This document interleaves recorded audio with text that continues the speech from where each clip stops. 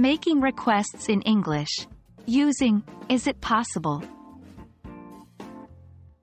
Hello everyone and welcome back to our English language learning series. Today, we're going to delve into an interesting aspect of conversational English. Specifically, we're going to look at how to make requests using the phrase, is it possible? We'll focus on the proper use of to and for in these sentences. So, let's dive in and explore this interesting area of English language. First, let's understand what we mean when we say, is it possible? We often use this phrase to ask if we can do something or if something can happen. It is a polite and indirect way of making a request. For example, you might say, is it possible to borrow your pen? Or, is it possible for me to leave early? When we're making a request about an action that we want to do, we use to with, is it possible? This is followed by the verb in its base form. For instance, is it possible to borrow your book?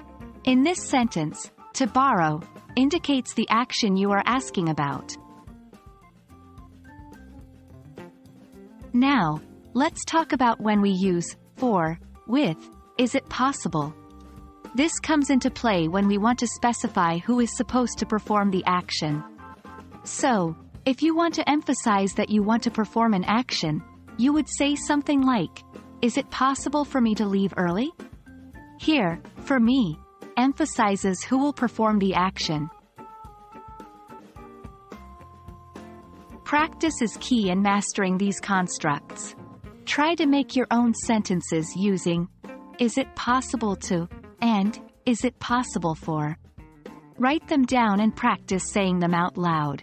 Here are a few more examples for you. Is it possible to get a copy of the notes? Is it possible for you to help me with this project? And that's it for today's lesson, folks.